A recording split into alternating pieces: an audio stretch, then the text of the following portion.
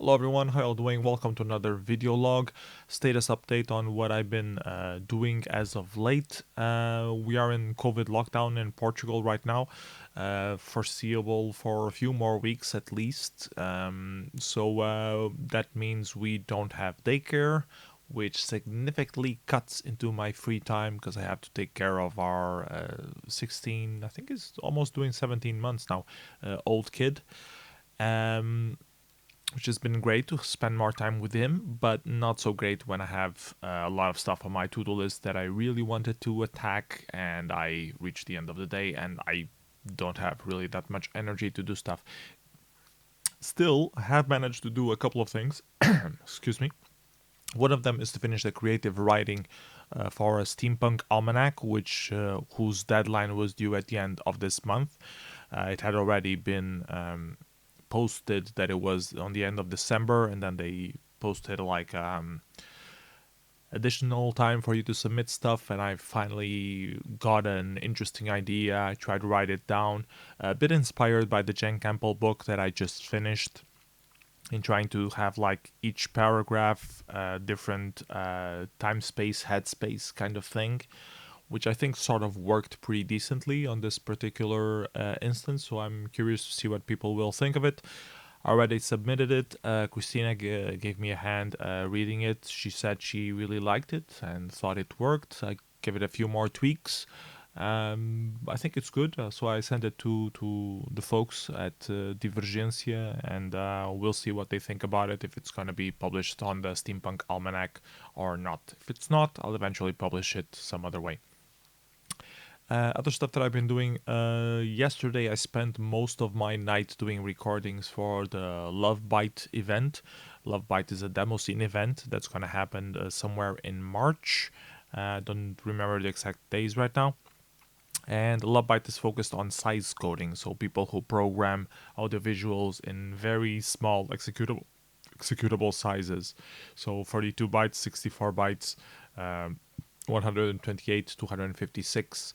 Those are the kind of categories. So usually it's assembler based, or doing a lot of code golf, as people sometimes call it. So they've been organizing this event, and I'm helping them by hosting it. So yesterday we did a series of panels and discussion panels and pre-show sort of things, like something that will be aired before we show the compos, to explain a little bit more what the category consists of, what are the limitations, what people can expect from the compo. So yeah, it went pretty well. Took all of the night, like we started around 9 and it went on until almost 2 a.m. So it was pretty lengthy, but I think it went pretty well overall, and I'm looking forward to see how the videos will end up being used at the party itself, which is in March, as I mentioned. So yeah, that's also something that I've been doing. And the other thing that I've been doing, of course, is trying to promote a little bit more OMZG, which is the online Molvania zine gathering thing that I've been trying to organize. The boilerplate for OMZG is pretty much done. I have the compose structure. I already announced it to everyone. I could be doing more work in asking people directly one by one if they are planning to do something. I don't have time to do that right now, so I hope people will use word of mouth. If they don't, that's fine, we'll have the entries that we have.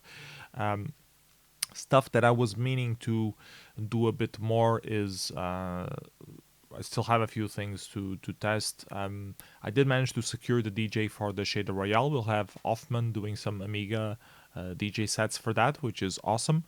I'm a bit divided if I should have asked Luguber, but then again, I also had like twice using Luguber.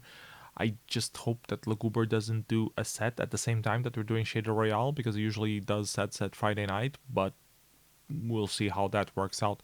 And now I'm trying to do finish up DJ sets for the after party of the event, which usually I end streaming around midnight according to the schedule, and would be nice to have either a DJ set the following that or a live DJ either pre-recorded or live would either way be nice to have. So I poked a few people, and let's see if they are interested and available to do that kind of stuff. And I should have some updates in a couple of days. Other things that I still have to do for OMZG is to double check the CSS on all the things. The news on Woohoo seems a bit weird. The layout, I should fix that. I need to test the voting and the live voting as well, if the pages are okay, if you can just vote stuff without it looking horrible. I need to do some custom CSS for the beam slider that is using the default right now, which is okay-ish, but if we can have it more cohesive with the rest of the image that we are, graphic image that we're using for the rest of the online event, that would be better. And also test the results beam slider, which sometimes is overlooked and then will look like crap, so I need to test that. Also need to test some stuff for Shader Royale, like how to present the people, and give a last round pinging everyone who hasn't answered a definite yes or no to see if they are interested or, not available. And if they're not available, that's fine. I mean, I don't like pressuring anyone into playing, but I do have, while we're having Shader Royale, often people ask, why isn't this person participating? And, I more often than not, I just ignore those messages. But the answer usually is that I asked them and they were not interested by one reason or another. And that's fine. People have, just because I'm organizing an event that they might be interested on doesn't mean that they should participate in it.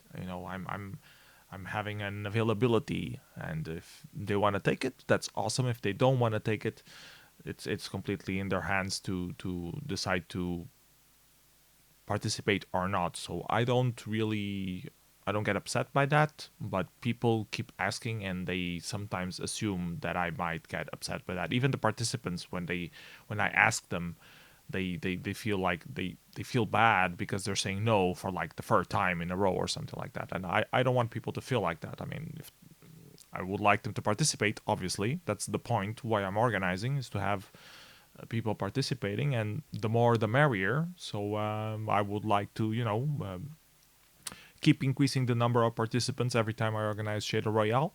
Right now we have 15 signed up, which is more than on the previous rounds. If we can reach 16, it's awesome. If you can reach 20, it would be even more awesome. So that's my goal right now.